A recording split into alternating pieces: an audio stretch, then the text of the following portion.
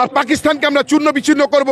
যদি কেউ হিন্দু রাষ্ট্রে থাকতে চায় সে নেপালে যেতে পারে, ভারতবর্ষে থাকতে হলে সেকুলার হয়ে থাকতে হবে। ভারতবর্ষে হিন্দু মুসলিম করে এখানের ঐক্যটাকে নষ্ট कोई नहीं यहाँ से निकलेगा। इस धरती पे जो जन्म लिया है वो इसी धरती पे मरेगा और यहीं पे रहेगा। হিন্দু মুসলমান শিখ খ্রিস্টান সবাই হাতে হাত মিলিয়ে ভারতবর্ষে আছি, ভারতবর্ষে থাকবো, এটা আমাদের দেশ। পাকিস্তানি ঝান্ডাগুলো দেখতাম এবং আমরা দেখতাম পাকিস্তানি জিন্দাবাদ যারা স্লোগান দিত, আমাদের তো মনে হচ্ছে এই সব সমস্ত কিছু আরএসএস এর ক্যাডার দ্বারাই করানো হতো। 5 বছর অন্তর অন্তর আপনাদের হাতে আছে, আপনারা ছুঁড়ে ফেলে দিন। সংবিধানে লেখা আছে সেকুলার। যদি কেউ ইসলামিক রাষ্ট্রে থাকতে চায় সে পাকিস্তান বা আফগানিস্তানে যেতে পারে। যদি কেউ হিন্দু রাষ্ট্রে থাকতে চায় সে নেপালে যেতে পারে। ভারতবর্ষে থাকতে হলে সেকুলার হয়ে থাকতে হবে। সেকুলারিজমের বিরুদ্ধে যারা কথা বলছে, তারা সংবিধানের বিরুদ্ধে কথা বলছে, তারা আইন ভাঙছে, তাদের রাস্তা ইদার জেলে কিংবা দেশের বাইরে। ভারতবর্ষ সেকুলার ছিল, আছে এবং থাকবে। হিন্দু মুসলমানের মধ্যে ঐক্য রেখে আমরা সন্ত্রাসবাদের বিরুদ্ধে লড়াই করব। আমরা লড়াই করব এই হিন্দু মুসলমানের মধ্যে ঐক্য রাখার মধ্যে দিয়ে। আমাদের লড়াই পাকিস্তানের সাথে, আমাদের লড়াই জঙ্গিদের বিরুদ্ধে, আমাদের লড়াই হিন্দু মুসলমানের মধ্যে নয়। ভারতীয়দের সাথে ভারতীয়দের লড়িয়ে আমরা দেশের কোনো মঙ্গল করছি না। না না না, সন্ত্রাসবাদের কোনো ধর্ম নেই, দাঙ্গাবাজদের কোনো ধর্ম হয় না। দাঙ্গাবাজরা শুধু দাঙ্গাবাজ হয়। खतरे में नहीं है, खतरे में बोल करके पूरे हिंदुस्तान को बर्बाद करने की कोशिश की जा रही है। कौन खतरे में है? हम तो नहीं ऐसे महसूस करते हैं कि हिंदू से मुसलमान खतरे में, मुसलमान से हिंदू खतरे में है। हम लोग सब भाई भाई हैं और हिंदुस्तान में सभी लोग मिलजुल कर एक साथ रहते हैं। किसी को किसी से कोई खतरा नहीं है, बीजेपी से सबको खतरा है। सेकुलर है, बाहर निकल जाओ भारत से। कोई बाहर नहीं निकलेगा, हिंदुस्तान सभी का है, सबका है, ये हिंदुस्तान सबका है। कोई नहीं यहाँ से निकलेगा। इस धरती पे जो जन्म लिया है वो इसी धरती पे मरेगा और यहीं पे रहेगा। किसी को किसी से निकालने का संविधान ने यहाँ पर रहने का हक दिया है। इसीलिए संविधान को खतरे में कह करके आज हम जो है ये आंदोलन कर रहे हैं।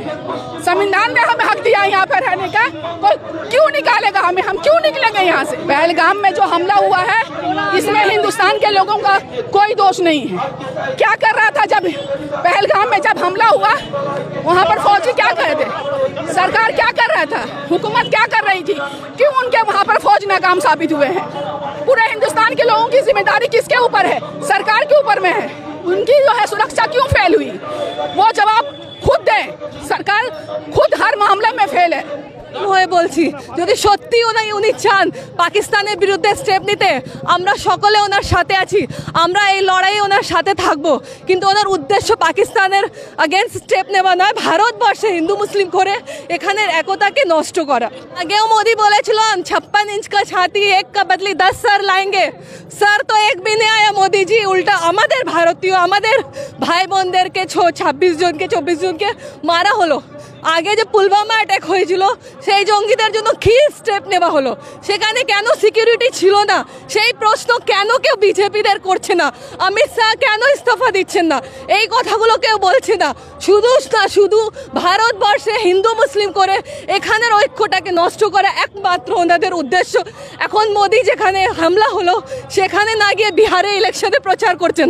আর সব থেকে অদ্ভুত কথা, আমেরিকায় গিয়ে আমাদের মোদি হিন্দিতে ভাষণ দেন আর বিহারে গিয়ে তিনি ইংরেজিতে ভাষণ দিচ্ছেন। তাহলে বুঝতে হবে ঘোটালাটা কোথায় আছে। যেভাবে রাহুল গান্ধীজি বিগত 10 বছর থেকে, যেমন আজকে যেটা সংবিধানের মানে একটা পার্ট যেটা বিজেপি সরকার বাধ্য হয়েছে যেটা পাস করাতে, সেরকম কিছু জিনিস যেরকম সরকার আমাদের বিরোধী দলনেতা রাহুল গান্ধীজি যেভাবে সাধারণ মানুষের আওয়াজ তুলছে, সেগুলো প্রত্যেকটা ভারতবাসীকে বুঝতে হবে, জানতে হবে এবং সকলকে আমাদের রাহুল গান্ধীর সাথে সাথ মিলিয়ে এই ভারতবর্ষকে এক নতুন ভারতবর্ষ গড়ে তুলবে। ধর্মের নামের কংগ্রেস কোনদিন বিভাজন করেনি, কোনোদিনই করেনি, আজকেও করবে না। আগামী দিনে রাহুল গান্ধীর নেতৃত্বে ধর্মকে বাদ দিয়ে আমরা সবাই একে এক মিলিয়ে হিন্দু মুসলমান শিখ খ্রিস্টান সবাই হাতে হাত মিলিয়ে ভারতবর্ষে আছি, ভারতবর্ষে থাকবো, এটা আমাদের দেশ, এটা আমাদের জন্মস্থান। আর পাকিস্তানকে আমরা চূর্ণ বিচ্ছিন্ন করব, এটাই আমাদের কথা, এটাই হলো কথা একদম। তো দেখছি ভারতবাসী খতরে মে, একদিকে বিজেপি বলছে হিন্দু খতরে মে। আমি বুঝি না, রাজ্যে বিজেপির সরকার, কেন্দ্রে বিজেপির সরকার, এখানে তৃণমূলের সরকার, কিন্তু খুব আশ্চর্য হচ্ছি কেন্দ্রে যখন বিজেপি সরকারে বসে আছে কংগ্রেস যখন সরকারে ছিল তখন হিন্দু খাতরেতে ছিল না।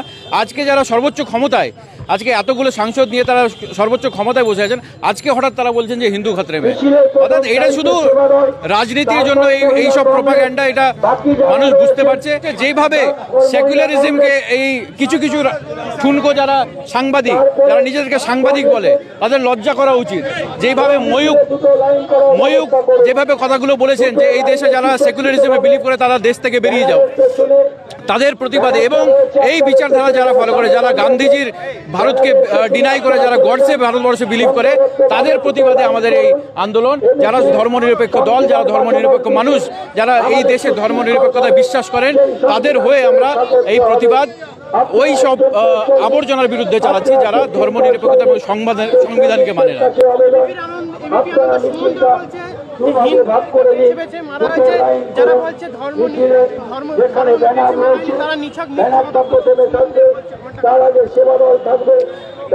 সুমনদা একজন সিনিয়র জার্নালিস্ট, কিন্তু খুব দুঃখ হয় যে যেখানকার ঘটনা তিনি বলছেন কাশ্মীরে, সেখানে একজন মুসলমানও তো মারা গেছে। সেখানে হিন্দু পর্যটককে বাঁচাতে গিয়ে একজন মুসলমান মারা গেছে, এবং সেই হিন্দু ভাইদের বদলা নিতে গিয়ে আমাদের নদিয়ার একটা ছেলে প্যারামিলিটারি যিনি ছিলেন ঝন্টু আলী শেখ, সে নিজের প্রাণ দিয়েছে। খুব আশ্চর্য লাগলো। যারা দেশভক্তির কথা বারবার গলা ফাটায় বিজেপির তরফ থেকে যারা নেতারা আছেন, এই সুকান্ত মজুমদার বিজেপির রাজ্য সভাপতি সেই এলাকায় মজুদ ছিলেন, কিন্তু যারা দেশভক্তির কথা বলেন তিনি দু পা হেঁটে সেই নদিয়ার আমাদের যিনি শহীদ হলেন ঝন্টু আলী শেখের বাড়ি যেতে পারলেন না।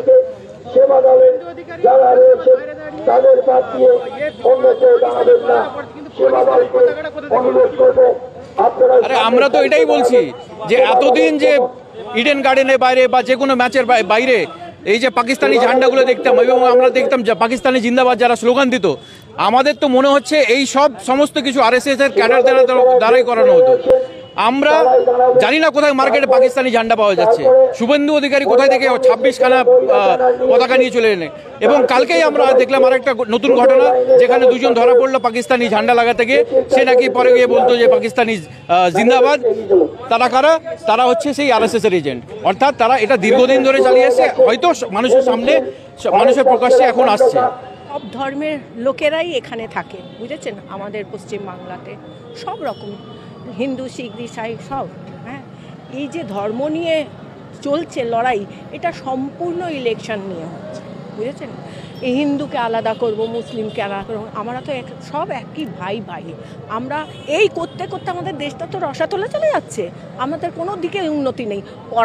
পড়া থেকে শুরু করে সব কিছু দিয়ে সব জায়গায় যান হিন্দু আর মুসলিমের লড়াই হচ্ছে। এগুলো কিসের জন্য? আমরা শান্তপ্রিয় দেশে থাকি, আমরা শান্তি চাই, আমরা লড়াই চাই না। ওই জন্য আমরা সংবিধানটাকে নিয়ে চলতে চাইছি। আমরা চাইছি আম জনতারও সাথ দিক, কেন ওরাও বুঝুক কি ধর্ম নিয়ে কোনো লড়াই না, ধর্ম সবই একই মানুষ, আমরা সব এক, কোনো ধর্ম আলাদা না। এইটাই বলতে চাইছি, আমরা ওই জন্য রাস্তায় নেমেছি। শুনুন না, আমাদের দেশে একটা হচ্ছে গিয়ে বিজেপি, একটা হচ্ছে গিয়ে তৃণমূল, এই দুটোকে যদি সরানো যায় না আবার সমান হয়ে যাবে। এইরকম ছিল না, এইরকম অন্তত ছিল না।